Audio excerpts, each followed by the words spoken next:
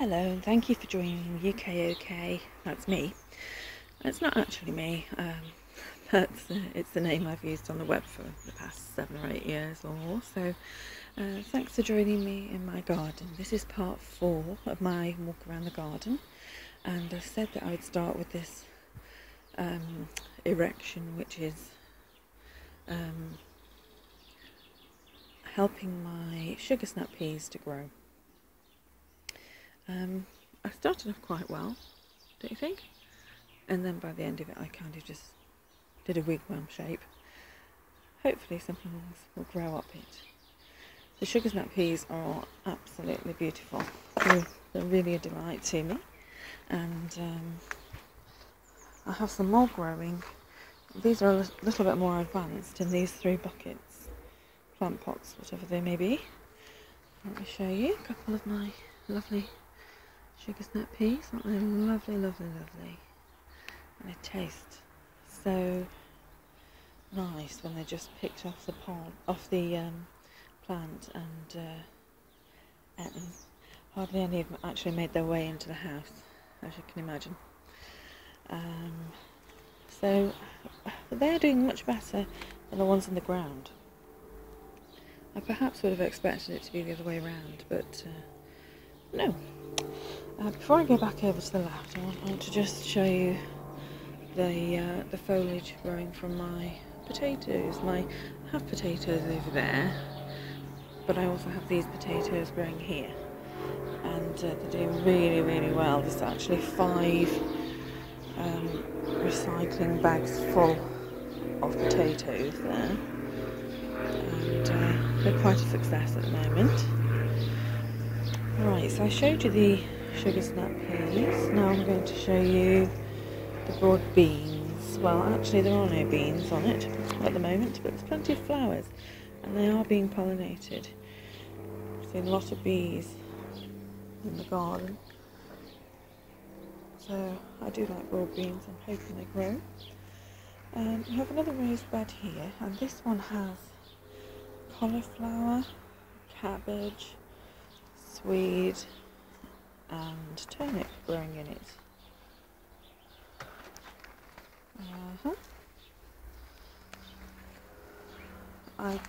Obviously, as you can see, they've been planted very densely, and I need to do some thinning out to allow for growth.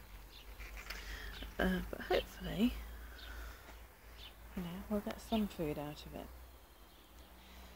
This is my first year, so I'm not really expecting very much from it, I guess. Okay, in this last raised bed, we have more of the same actually. It's cauliflower, cabbage, some swede, some turnip, being extremely heavily munched in some places. These are, I think they're drumhead red cabbage. And also, I think there might be, oh yes there is. Let's have a look around here.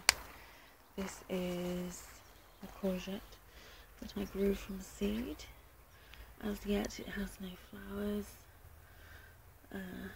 Isn't it lovely there? I'm just pleased that it actually grew, because I did start some of the courgettes off and they were failures. They got munched and were not very successful at all. So I think that might be a squash or a courgette. Can't actually tell. You can see how inexperienced I am. Okay, over here is something of a disaster, and that's because it was bushy like the other bags of potatoes that I was growing, only all the foliage in 1, 2, 3, 4 of the bags keeled over and started to turn yellowish the other day. So unfortunately I've probably buggered it up even more now, because I cut off the foliage of most bags, and I really don't hold out much hope now that they're continuing to grow below ground, below the surface. So I'm hoping, I'm leaving them for another few weeks because I think in about 4 or 5 weeks I can harvest them. But I've been quite disappointed so far by my potato growing efforts, and I may have to rethink this for next year, possibly choosing not to grow next year potatoes and perhaps focusing on other things that are more difficult or more expensive to buy. So we'll see. One of the lots of foliage of the final potato sack is thriving, and in fact has flowers on it. Well, kind of. Don't know if you can see them. Just about to bloom. Hopefully, they're there. Hopefully they'll flower. And next to that we have rhubarb. I threw a whole heap of seeds in, and although you can't particularly see it very well at the moment. Anyway, so yes, that's rhubarb growing in there. And I think that's about it. Let's have a look. Have I missed anything out? I don't think so. I think that's about it. I suppose, oh yeah, I could just show you this. A small homemade composter. Doesn't look very good, does it, at the moment? But hopefully,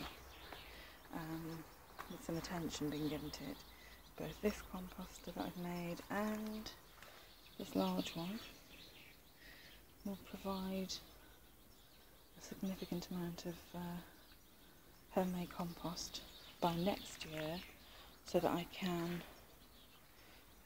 continue to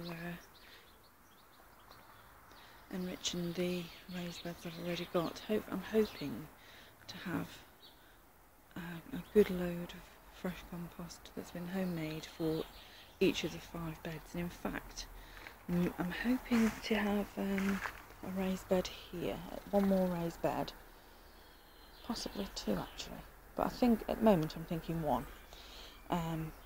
And then instead of having this contraption, which hasn't been as successful as just bunging them in the pots, I might just grow all of the sugar snap peas in a raised bed.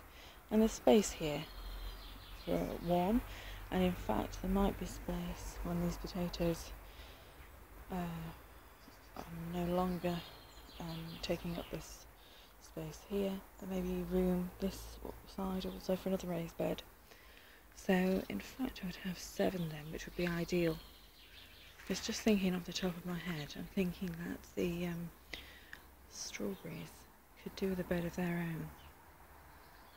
I think they would be much easier to net as well. So that's plans for next year, and hopefully it'll all start coming together when I've been at this a while, and as many of you will be able to see. For a first year, and considering that we're only just in June, I think I'm not doing too badly. I'm not eating very much from the garden. Had quite a lot of salad leaves, but and radish, although the salad leaves started to bolt because I sowed too many at one time, and then they started to flower, so that's no good. But it's all a learning curve, isn't it? And fortunately seeds are not very expensive where I purchase them from. So yeah, I think overall I'm not doing too badly.